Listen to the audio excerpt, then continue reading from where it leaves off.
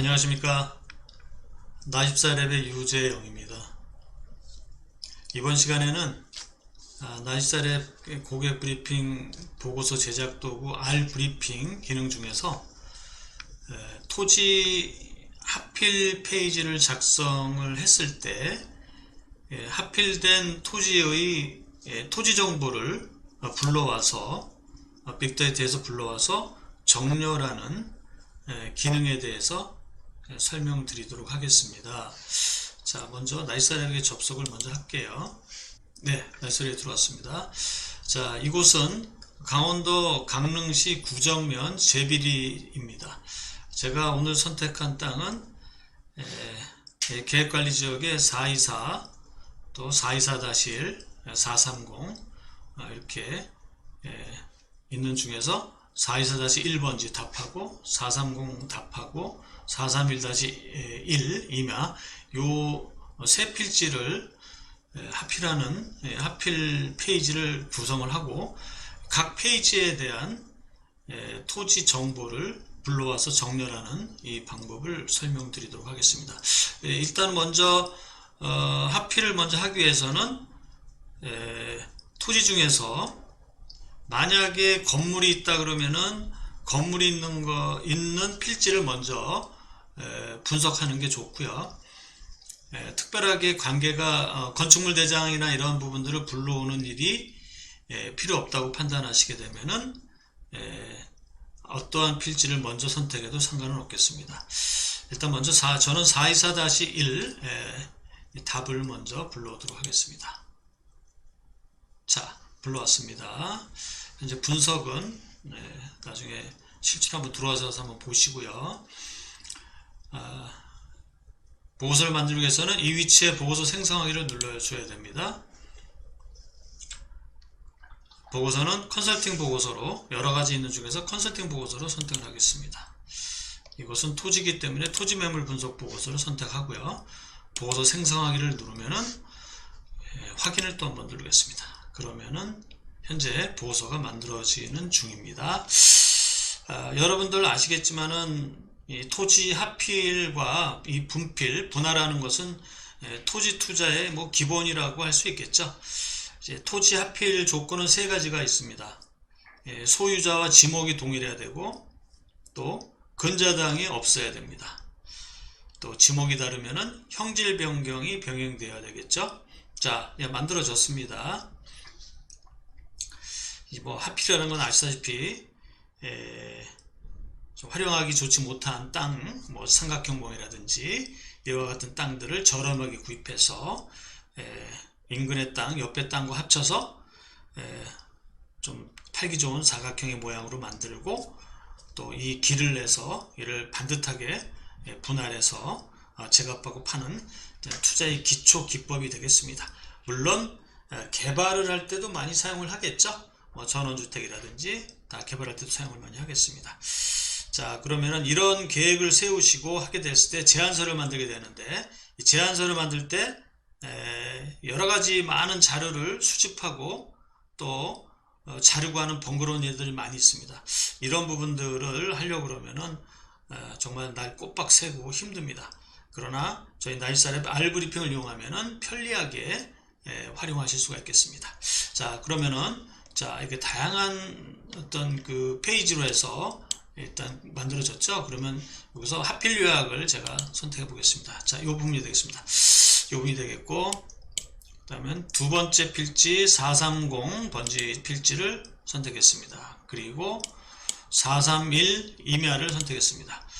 이렇게 세 가지를 선택했고요. 이 부분이 선택이 된 부분들이 토지계획 이용원에 보면은 이렇게 토지 조서라고 해서 만들어 나오죠. 그러나 하필 리스트를 보면은 각 지목과 면적의 합, 그 다음에 공시지가가 나오게 됩니다.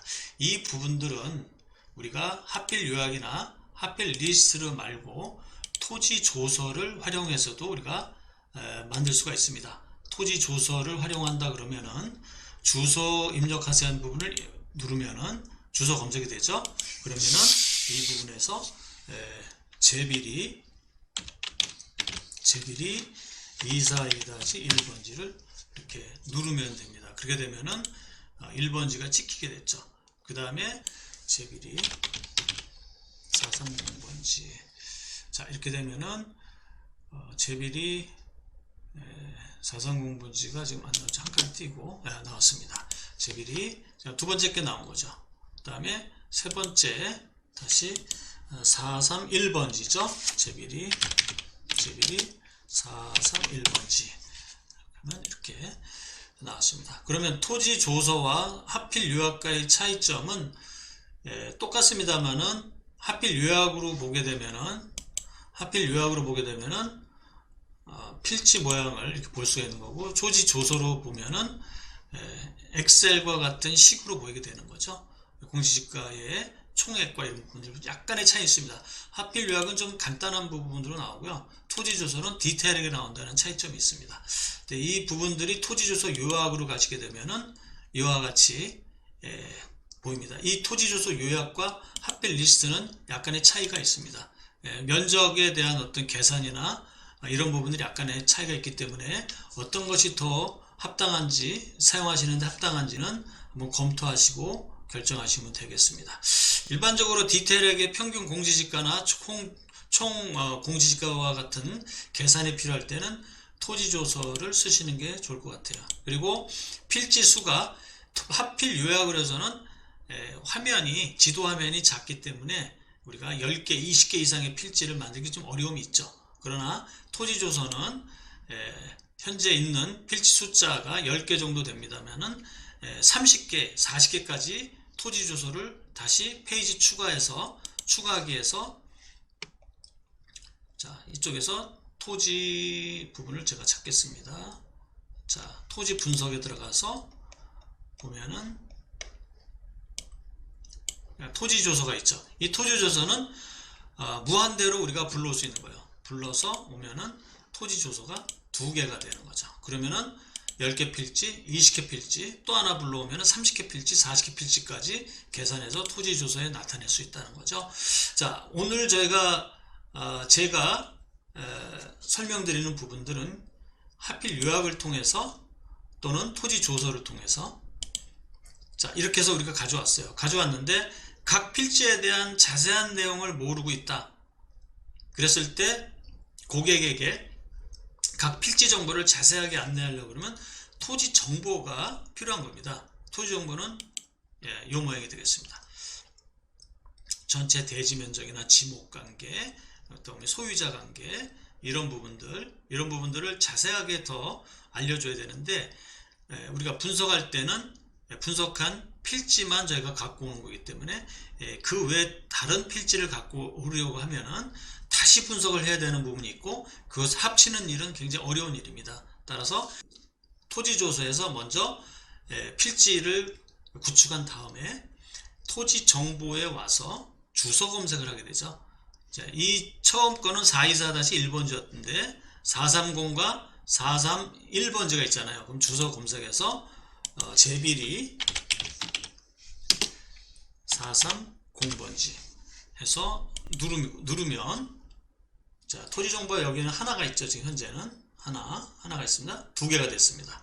자, 430번지가 424-1번지와 430번지가 2개가 나왔죠. 그런 다음에 다시 검색을 또 하나 해서 제비리 431번지를 우리가 갖고 오겠습니다. 자, 431번지를 갖고 오면 자, 이렇게 보시다시피 목록에 3개가 424-1번지, 430번지, 431번지 3개가 들어왔죠. 그러면은 묶어서 하필과 하필 리스트, 토지조서와 그다음에 토지조서 요약, 그리고 토지정보 3개를 묶으면은 저희가 흔히 얘기하는 하필에 대한 부분들은 완성이 되겠습니다. 자, 이와 같이 R 브리핑을 이용해서 하필을 하는 필지를 시각한 후에 개별 필지의 정보를 정렬하는 이런 기능을 보여드렸습니다. 자, 오늘 이 합필 기능하고 이 각 필지의 토지 정보를 정렬해서 가져오는 기능을 제가 설명을 드렸습니다. 자, 다음 시간에는 배율가에 대해서, 공시지가 대비 배율가에 대해서 한번 해볼까 합니다. 그래서 시세 추정을 하는데 상당히 중요한 부분이 되겠습니다만, 그런 기능을 다시 한번 설명드리도록 하겠습니다. 자, 감사합니다. 다음에 뵙겠습니다. 감사합니다.